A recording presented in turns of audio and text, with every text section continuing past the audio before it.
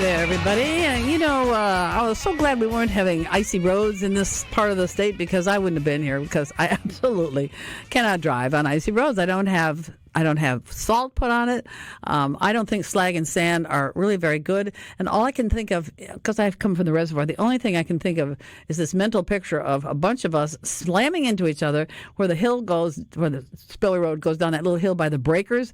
Oh, I could just see that as something god-awful. But anyway, I didn't have to do that, and neither do you. But a lot of places are closed. Welcome. It's Mary Wieden and you, by the way. Glad to have you along. And starting off, my turn to give condolences today to the Paul Gallo family. As you know, he passed away, I think it was Sunday night, and he was here for a very long time, loved and respected by so many, and he loved his show. I must say, he loved his show, and you have to be a special person to love getting up at 3 o'clock in the morning, going to work, and finishing up at 9 o'clock. That's a real special way of living. I filled in for him a few times, and I found it to be very difficult. It's a tough deal, but he loved it, and he will be sorely missed, as you know. And so that's about all I can say, really, because I don't know any other details to tell you.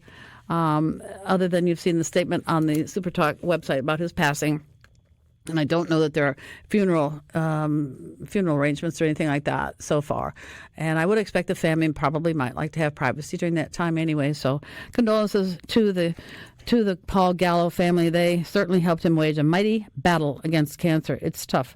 I know how that is because I lost both my parents to it, and it's a tough deal. It's a tough way to go. So anyway, he's up in the sky. He'll be broadcasting up in the sky. How about that? Now then, this business about the cold weather, a lot of places are closed today. Schools like Jackson Public Schools are closed. Madison County, Rankin County. I think Jackson State is doing stuff by at home, online. Hinds County offices are closed. The City of Jackson offices are closed. I mean, it's not even bad out. It's just cold. Maybe the pipes are bad. I don't know. But anyhow, so just stay warm. I have worn winter clothing, and I'm dying in here. It's so warm in here. This is at my house where the temperature is maybe 65. This is great, but it's warm in here. Anyway, so stay warm today, whatever you do, and be careful and be safe. I guess that's the most important thing. Now I've got to tell you about the last few days since last we spoke. I'm going to start off in the order of things, which is the dog show was this weekend, and I went down on Saturday and met our friend Teresa Gardner. Kind of guided me through there. She's had some things that kept her from getting involved in the show this year, but I did see Roxanne Hillsman, who was here on the program, a couple weeks ago. Did not see, but I know he was there. Adam Protus, I know he was there, but that place was so delightfully crowded with people and dogs. Yeah, well, that's what it's all about. When I first walked in, I came upon an English Springer Spaniel. There are two breeds that I absolutely love that have been family breeds: English Springer Spaniels and German Shorthair Pointers. So anyway, I saw this beautiful Springer. She was such a pretty girl sitting there, and she was going to go into the show ring. She had a little bit of little things on her ear tips. They kind of keep the little. When you shave them, you shave it quite a bit of the ear, and then the rest of the ear has some curl to it, and so you leave it like that. So anyway, she's a beautiful girl. The lady goes, "Well, you can pet her if you'd like." I said, "Oh, okay." So anyway, and then I saw a couple of other ones, but I did not see them in the ring. That came later on. Then when it came to the German Shorthairs, I didn't see any even just walking around or sitting around. They had already performed earlier in the day. I got there 12:30, 1 o'clock. They'd already performed earlier in the day, and they were going to be back in the ring Sunday morning. So, and I wasn't going to be there on Sunday morning, but they had all these, like they had other Xoloids, Quintleys, and, and I got to meet I'd never met one. I'd seen them in pictures. Connie Corso. Spelled C-A-N-E, and people think that's Cane. No, it's Connie Corso. They are of the what's the terminology? It's a big dog anyway. Big, I guess they slobber, but they were originally intended to be boar hunters and killers. Yes, wild boar hunters. We could have some of those around here. And personal protection. And so big, beautiful. The male was just like a puppy. He wasn't a puppy, but he was just very sweet. You could pet him. You have to ask if you can pet their dogs, or they might say, like the English Springer lady said, "Oh, you can pet her if you'd like," because you don't just go up and go, "Oh boy," start. No, you don't do that. But anyway, a beautiful dog. And then she also had a Connie Corso female. She looked like She had spotting on her body. The male that I met was solid brown. I guess he was dark brown, and the female was mottled kind of. She was very shy, so didn't get to pet her. But lots of little dogs and then big dogs, and it was just a really wonderful thing. I was just so happy to see because, of course, Roxanne was there, who was here on the show. I guess I said that. Roxanne Hillsman was there, and she was everywhere. Every time I looked around, she'd be there. And that was the second day of it. It was a big, wonderful show for all of them. I never did find out who won. Maybe if Teresa's listening, I never did find out who won overall, because at the end of each day they have a best in show for the day. Well, was there a big? I can never remember if there's a big overall winner or what the deal is. But quality animals and good people. Everybody was very happy, which was nice. That's if you're going to go to a dog show, you got to be happy about it. It was lots of fun and very nice. So I can't wait for next year. That's going to be cool. And then the other thing is that happened this weekend. Oh, yes. This little thing called the inauguration. I noticed it was so annoying. The word is pronounced inauguration. There's no other pronunciation for it. It's year, like G-Y-U-R, year. It seemed like everybody on Fox, anyway, they saw inauguration. Inauguration. Just, I thought, no, stop that. They all were doing it. And these are educated people who you would think would know how to pronounce the word. Well, somebody finally, I did say yesterday, who was it? I don't know who it was. One of them, because I was on them a lot, but one of them said inauguration, like, yes, finally people learn how to pronounce the word. But anyway, that was quite a day, and I'm very happy that Big Daddy is back on the throne. I've been following him for a long time, and I like him very much. I like that he's not real.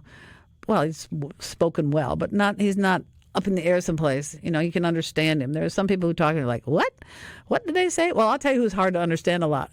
Not this pronunciation, but the concepts. And I really respect him a lot, is Marco Rubio, who has been sworn in as our Secretary of State now. But he'll get up on levels like, what is he talking about? Way up there, which is fine. He's perfect for the job. But anyway, I thought it was pretty cool the way they did the day, with most of it being on the inside. I liked Melania's hat. I don't know what she was hiding from, but she had this great looking hat on. I mean, I don't know. It's very stylish and beautiful. And if the camera was anywhere above her, you couldn't see her eyes. But, if the camera was level or even below her, then you could see her eyes. But it was, you notice things like that. It looked beautiful. I thought that everybody did a nice job, vamping from outside to inside. They did a very fine job. Let's see. Oh, here's what was cool, because they did everything on the inside. The parade was on the inside too, and I don't know what all was there, but it was bands. There were a lot of bands, mostly high school bands, some college bands, and I knew that Mississippi Valley State had gone there. They had been invited to go, and they were raising money to make the trip. And I thought, man, I hope they went. I hope they got the money, and I hope they went. All this stuff. Well, so. Oh, it was during dinner time, I guess it was, and I was switching around. I had been on Fox, and they went off. They're bad about doing this. They'll get on something, then they go, oh, well, then we have to hear them talk about it. Well, I don't want to hear you talk about it. I just want to hear the music. So I switched over to NBC, and just as I did, Lester Holt was saying, there's one more band to come, and they're from Mississippi. Yeah. So I stayed and watched it, and the Valley Band they were fantastic. It's a huge band. I didn't know how big it would be, but it's a huge band to begin with, and they played magnificently. I don't know what they played, but just everything was great sounding. They looked great, and even the president and his wife, they gave them good applause too, because they deserved it. They really did deserve it, and I was very proud of them. So it was nice to know. I wonder if they ever compete with Sonic Boom. I wonder if they ever have any kind of competitions. But anyway, it spoke very well for the state of Mississippi, and that's always nice when you see that happening. And by the way, speaking from Mississippi, was it Friday night? Yeah, I guess it was Friday night. It was raining. Was the Jackson State Parade, and I saw that. I taped some of it, and they played in the rain, whatever, and they were great too. I mean, well, the Sonic Boom, ooh, how can they not be? Oh, they were at the Rose Parade. That was where they were. They were at the Rose Bowl Parade, Sonic Boom. And so anyway, so they played here, and that was really great. So I liked that, but I thought and all the inaugural stuff went well. Everything seemed to be going very smoothly, despite the fact that they had to change everything to indoors. And then yesterday evening, I was flipping around on TV, and here's here's Trump sitting in the office, and he's signing these, I don't know what you call them, big folders. And, he's got that bills and EOs, executive orders, and he always signs with the big thing. So anyway, some guy would say, okay, here's this. Oh, and he'd go, oh, yeah, well, that's the one to close the border gates. And he'd be signing it, but there was a room full of reporters, and they were just quietly, and so somebody would ask him a question. It was not wild and crazy, but he's signing this stuff, and I'm thinking, hey, this guy can walk and chew gum at the same time. I like that.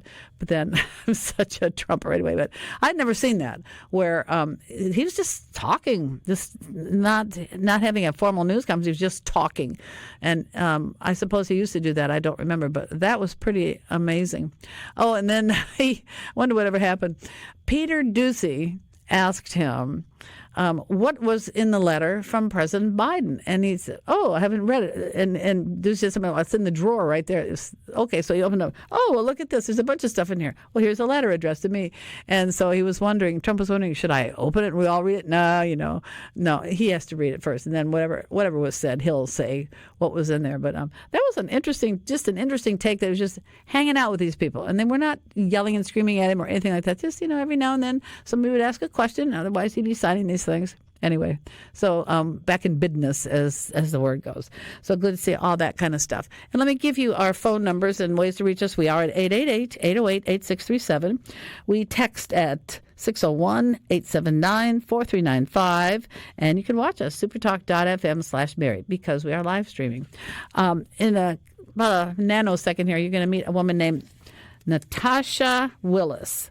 Latasha is the president of the local NAMI, the National Association of Mental Illness, and the local chapter. We're going to talk about a wellness fest that they're going to have, the first time wellness festival this coming weekend. And I'm pretty fascinated to talk about, because we'll talk about that, obviously, but I want to talk about mental illness. And so let me just say, welcome, Natasha. And I'm glad to have you along today. How long have you been president, by the way, of NAMI, the local chapter? And you need to get a little closer to your mic. Sure. Thanks for having me, first of all. I became president of the chapter, I believe it was a couple of years ago. So I would say 2022.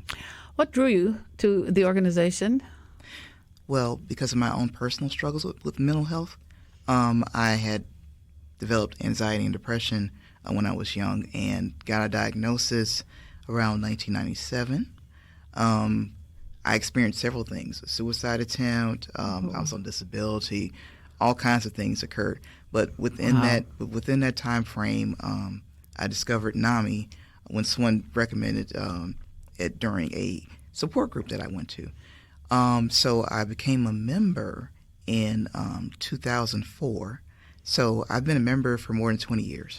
Wow. How many years did you suffer, and how did you? Because it all boils down to you pulling yourself up out of it, right? I mean, you had some help, but so you couldn't have been very old when this started on you. Probably not, because although I had some issues growing up because I was teased for different reasons and things like that, it always takes an effect on you. But it came to a head after I finished undergraduate school and I started working full time. The stress, because you know how it is when you first get out of college, you don't get the job you want, you get the job you can get. But you know everything, so therefore. Yeah. So I had my first major panic attack at work. I was a cashier at Walmart checking someone out, and I felt like I was going to die. I felt like I was having a heart attack.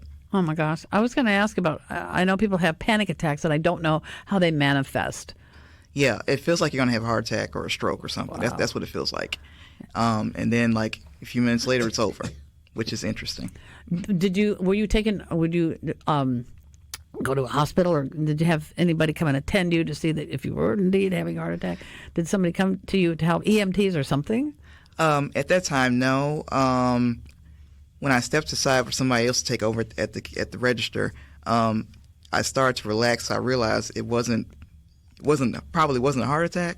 So I just went to the back for a while and kind of calmed down and things like that. So I kind of just brushed it off at that moment. But a couple of years later, it got worse when I started working at a call center. You know how that is. So. Well, no, but I think, this has got to be a nightmare, I'm sure. Oh, yeah, that can definitely be interesting. Well, I don't know, what is the pressure or the people calling who get nasty?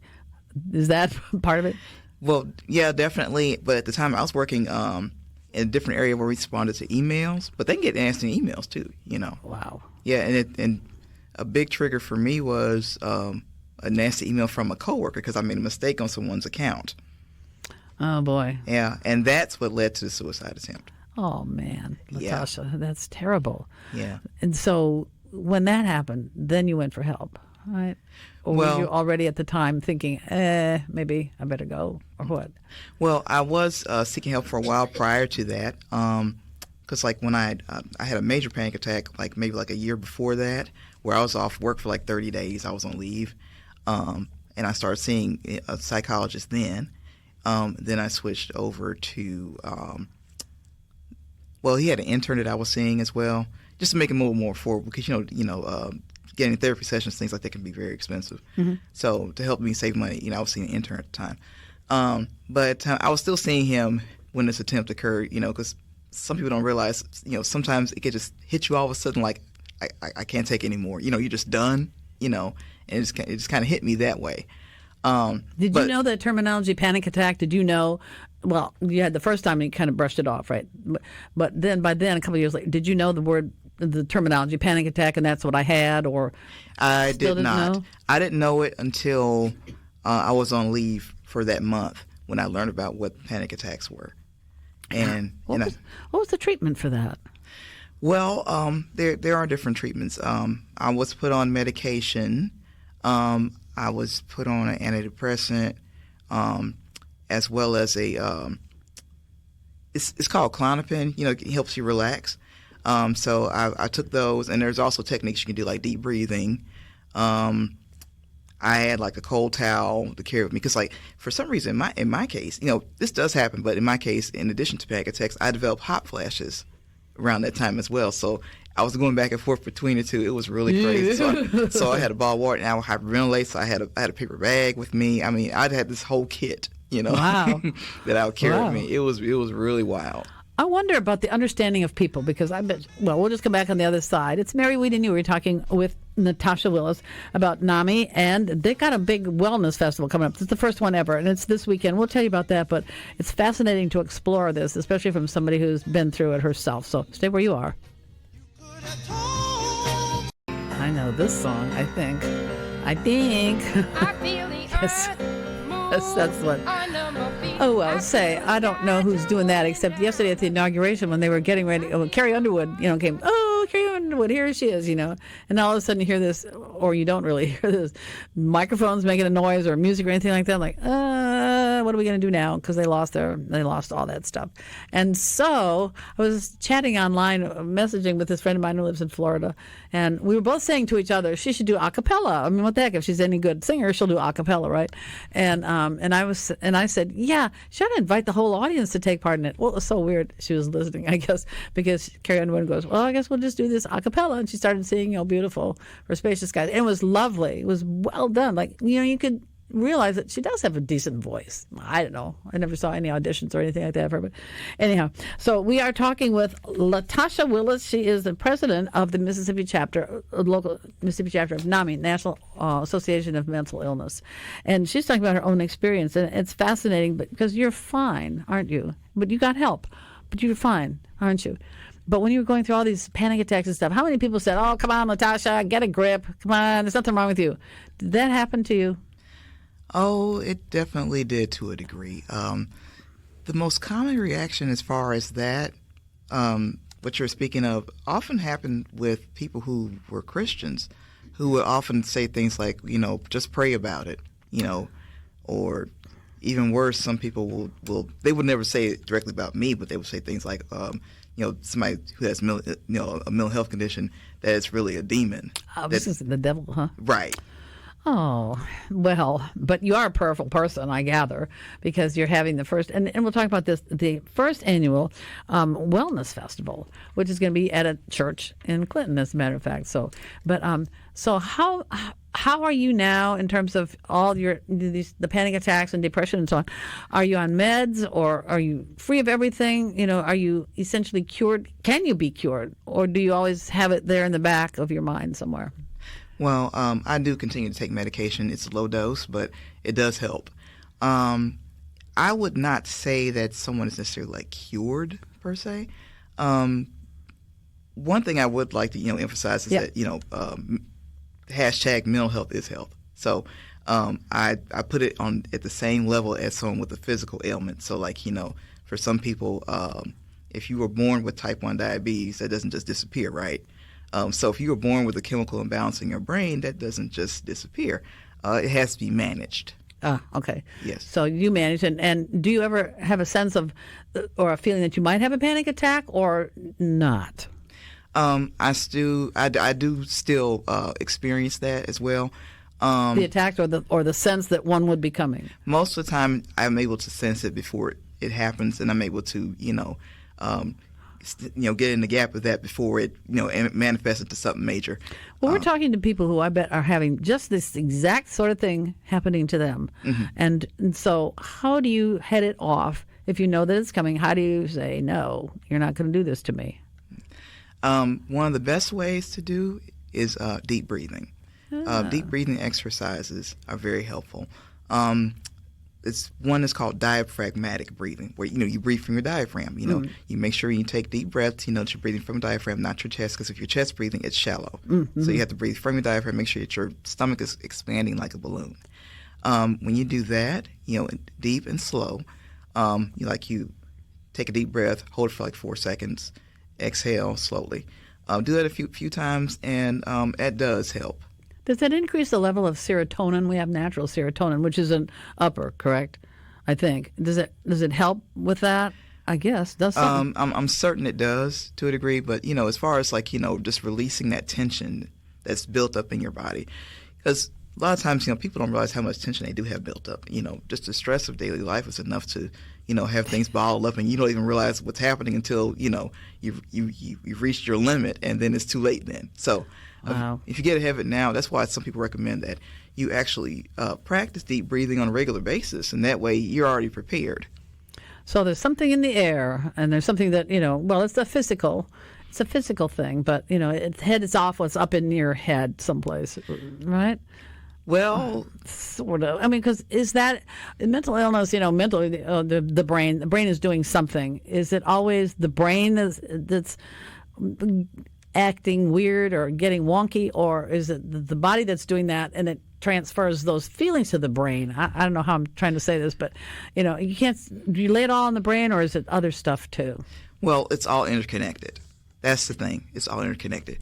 One thing that I like to tell people when they talk about mental health conditions is that the brain is an organ, just like the heart is an organ, the lung is an organ, mm-hmm. and the brain is the most complex organ we have in our body. So if the brain goes out, that affects everything. Think about it. When someone says that someone is brain dead, as far as you're concerned, they're gone, right? You think. Right. But, we only use such a small part of our brain. I don't know the percentage. It's a small amount anyway. Well, that's actually a misnomer. We actually use all of it. Oh, okay. Yeah. Because I was thinking if we're only using a small part, there's a whole much more to be examined. Mm-hmm. But now with mental illness, does your brain come crashing in on you? It seems like it does. It something is going on, and it brings it to you, to your consciousness. Is that possible? Well, although I'm not an expert as far as like neuroscience, I'll just say that as far as there are neurons involved, and if they misfire, that can cause issues. So what are some of the other things that NAMI concerns itself with? What are some of the other mental health conditions that people deal with that you work through the organization with? Well, let me just give some background first before I get into that. Okay. Well, NAMI, the National Alliance on Mental Illness, has been around since, I would say, 1979, I believe. Oh, been a while. Yeah, it started just a few women at a kitchen table who had, family members with mental illness who came together to support each other and expand to this large nationwide organization. There are, state organizations and affiliates, throughout the nation. In Mississippi specifically, the state organization here is called NAMI Mississippi, and there are affiliates throughout the state. And I'm president of the NAMI Central Mississippi affiliate, and that covers Hinds, Rankin, Madison, Simpson, and Copiah counties. Mm-hmm. So just to give a little background there. what NAMI does is they act as an advocate for those who have mental health conditions. They educate people regarding mental health conditions, and they support those who either have mental health conditions or family members of those with mental health conditions. So we do support groups, and we have two kinds. One is called NAMI Connection Recovery Support Group, and that's for people with mental health conditions who are adults. They have to be 18 or up to attend these support group meetings. And we also have NAMI Family Support Group. So if you're a family member or a caregiver or a loved one of someone with a mental health condition, there's a support group for you as well, because caregiving can be, a challenge for those with someone with a mental health condition. Yeah, what are some of those conditions? Schizophrenia, for instance, that you can I can't say understand it, but we know the terminology, but what are some of the other things that we may not know that there's something wrong with somebody that needs help? Well, depression is. Yeah, well, the DSM-5 is pretty thick, but what DSM? What does that mean? Well, that is the terminology involved with the type of mental health conditions, descriptions, things that mental health professionals use.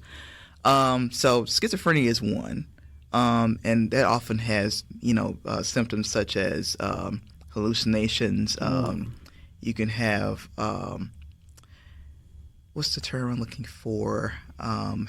It starts with a D, and I can't think of it right now because I'm on the air. I know. Delusions. Oh, yes. Okay, gotcha. Okay, thank you. Yes, hallucinations, delusions, you might hear voices, things like that. People often confuse it with multiple personality disorder. Which is a condition, by the way. Right. That's totally, yeah. That is not what that is not what that means. Right. And bipolar. There are different types. There's a bipolar 1. There's a bipolar 2, and that can manifest where you have major highs where you're feel like you're Superman or Superwoman and can clean the house in 5 minutes, and then you have this big low where you just crash and you're really depressed. And that manifests itself as ways different ways. You can have delusions with bipolar disease as well.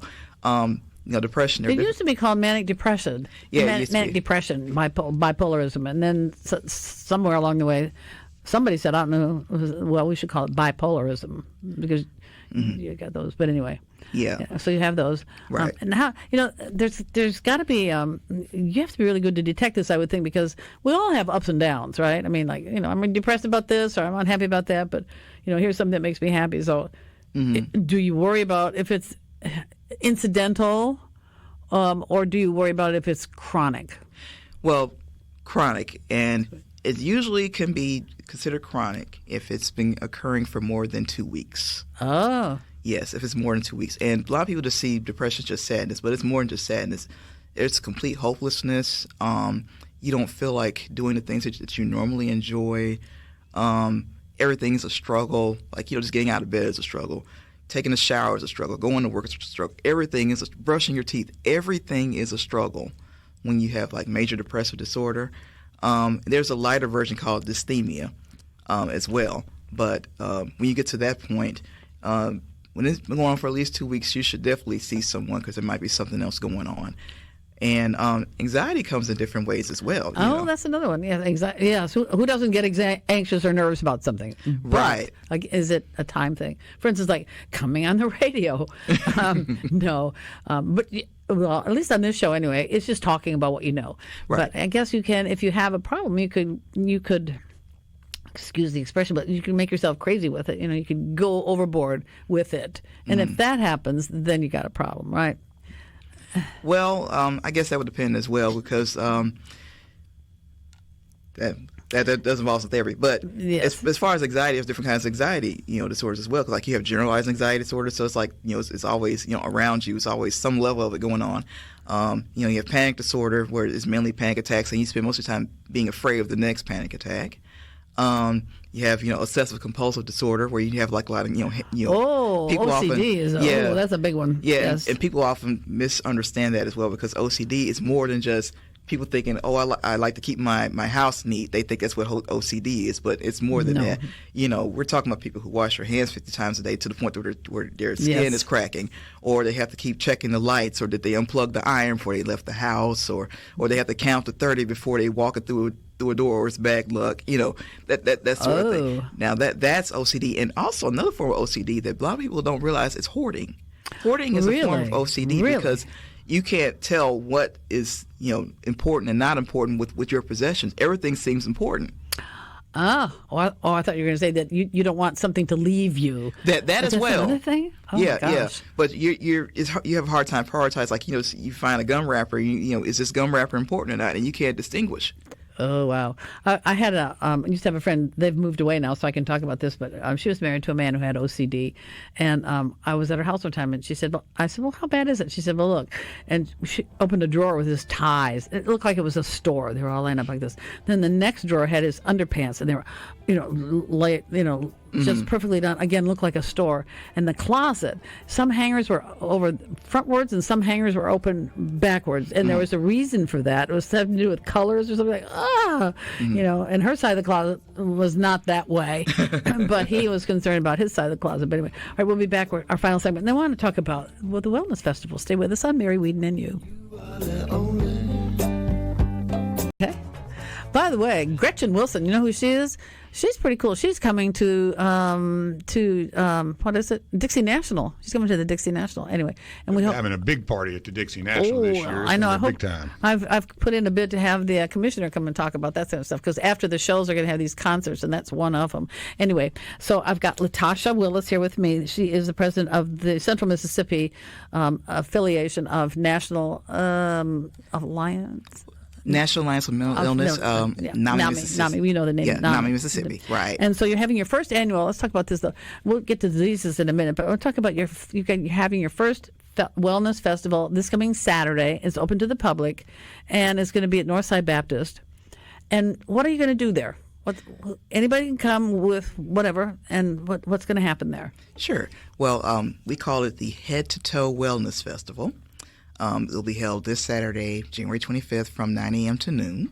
And we're going to have, at my last count, we had about 28 vendors that will be there to offer resources or screenings. So it varies. We're going to have everything from, we're going to have a mobile clinic from Open Arms who offers HIV testing, STD testing. We're also going to have a food truck. Snowbiz will be out there. Of course, they sell more than snow cones. They also sell like wings and things. So don't think if you're freezing eating a snow cone. You can get regular food. Right. We're going to have a kids zone for kids to be able to have a little fun as well, and door prizes. So there'll be door prizes offered from the vendors, and we'll also have some special door prizes for those who register online. Prior to the event, they'll be in a special drawing to receive a door prize. And how do you do that? Let's do the online because they're very like, oh, what do I do? I want to go online. Okay, what do you do? What's the address? Well, you'll just go to Head to Toe Wellness. It's all one word. Right. Head to Toe T-O-E Wellness. Right. Head to Toe Wellness.eventbrite. Eventbrite, B-R-I-T-E. Is that all one word? Eventbrite, yes. B-R-I-T-E. Okay. .com. Okay. What is that? Right. Well, Eventbrite is a pretty popular place to have events. Okay. And you can do either free or paid events on Eventbrite. So, but they can get that head to toe wellness.eventbrite.com. That's right. Yeah. Oh, so yeah, hard. And so if people, whether you have problems or not, you can go. You can find out if you think somebody does, if you think you do, if you think somebody does. Well, it's going to be a mix of things because for this particular health fair, it's going to be, mental and physical.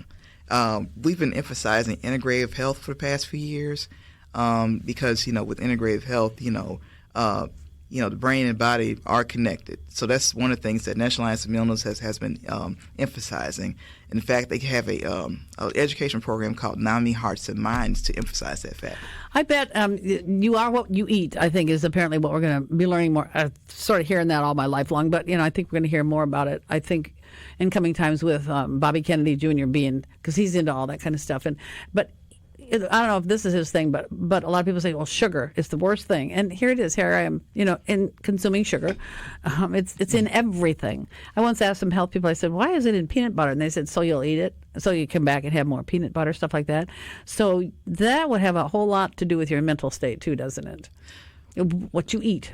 Well, it's possible for a person to be addicted to anything, and I think that people can be addicted to sugar just as much as they could be addicted to cocaine or alcohol or something. So I think it's in that same vein, because food addiction is real as well. Yes. I was gonna. I wanted to go back to when we went to break. We were talking about people with OCD, obsessive compulsive disorder, Right? And people checking locks. For instance, you said locks on doors. Well, okay, I always do that before I go just to make sure that my locks are done. When does it become a problem? How many times do you have to go and check and did I go back? Or I would say, just let me doubly make sure.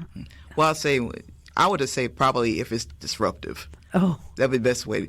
I guess an example I can think of. Let's say that you checked to see that you locked the door. You get ready to get in your car. You turn around, you check again to lock the door. You drive off. You drive back home, and you check to see if you locked the door. Or maybe you have to say, I have to check 27 times. I have to hear it click 27 times before I could move on. Things like that would probably be more of a problem. Yes. Does talking therapy get rid of that or settle it, or do you have to have meds or something like that? I mean, that's pretty extreme if you have to do that. Well, I would say it depends on the individual, but those are tools for sure. Is mental health a big problem, much more so in a society that we don't realize? I mean, are there a lot of people walking around who really do need some help? They don't know that, or what? What do you think? It's estimated that about 1 in 4 people have a mental health condition. Wow, that's big. Yeah. Wow. And how many of that 1 in 4? How many of them really know that they have something wrong? See, that's the thing. They probably don't. And I think it's about 1 in 5, don't quote me, but I think probably 1 in 5 as far as children, have something, going on as well. So it's a lot more common. As a matter of fact, depression is the most common reason for people to get on disability. What causes depression? Or is that like saying, what's a cloud made out of? I don't know. I mean, there's, a gazillion things? I mean, it could be environmental. It could be physical. It could be a number of things. If you have sometimes if it's a genetic thing, sometimes something can trigger it as well. Like, if it runs in your family and then there's something happens, a major episode that brings it on, then there it is. It could be a number of things, but it does depend on the individual's background. It makes me very sad when I see parents shoving a lot of food into children and making them obese or about to be obese. You just want to say, hey, don't do that to your child. And they're shoving junk food and, Cokes and stuff like this. And boy, that's problematic on the part of the parent, I think. And then that's going to create a lot of problems, isn't it, for that child if all that stuff doesn't stop. Well, I could see that being an issue, and also, it might also lie with whatever the parent might be doing. I mean, do they believe they're showing love by doing this? That could be a mental health issue as well. So there's so many different reasons why someone behaves or acts the way they do this. So that's why I'm always like, they say right now on social media, we listen but we don't judge.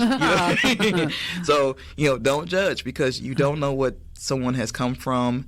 They might come from an abusive background, a neglectful background, a too strict background, or maybe it was just they were just born with it and it was just in them and, from the start and they had no control and they didn't know what was going on until it was too late and they had to try to, dial it back. So it's a number of reasons why these things happen. It seems like it's one thing to do that to yourself as a parent, but to your children, no, don't. But they don't. Maybe they don't even realize. And that's the thing. Maybe they don't. Nothing wrong with my child, who's he's just a big child. She's big or he's big. Wow. Yeah, that's why I always believe that if you detect that something is going on, get help because maybe they might awaken you to a situation. Okay, well, you're doing this. That's probably not good. But you don't walk up to a stranger and say, hey. Right, that's probably not a good idea. The thing to do. Because I've seen that in like fast food places, the parents will want to have the giant version of something for their child. And I'm just like, no, don't, please, But, you can't. Right. That's the hard part, don't you think sometimes? What do you do if you detect that somebody in your family or a good friend is got a problem? How do you approach them about it? Or do you wait for them to say anything to you, but they may not? Well, I always, would recommend not waiting, but just going and talking to them. And the main reason I say is because sometimes they might not know how to ask for help. And they might be afraid because they're afraid of being judged. So they just keep it to themselves and suffer. So if you detect there's a problem, I do suggest that you go to them first. And one important situation where you should address it is suicide. If you think a person might be having suicidal thoughts, people often think, well, if I talk about suicide, they'll want to do suicide. It actually does the opposite. If you bring it up, they're less likely to die by suicide. And the terminology has changed for that as well. People don't say, commit suicide anymore because you're blaming the victim. Die by suicide is the proper term now. I gotcha. Right. And 988 is the number for, that's a new crisis number. 1-800-273-TALK still exists, but 988 is like 911, but it's for mental health. So for any condition. Right. So you can call, if you're suicidal, you can call that number. If you're just really struggling, you just need somebody to talk to, you can call that number. You can also text that number and someone will respond to you, or go to their website, which is 988lifeline.org, to start a chat as well. We have good resources here, which people can find out about at the Wellness Festival, right? Yes. Yeah. So how many of you from NAMI will be there to help people? Well, we're going to be there mainly to support the vendors, although we will have our own resources as well. I don't know. I don't have an exact count because, we're still figuring out the volunteer situation because this thing blew up, twice as big as we expected. Good.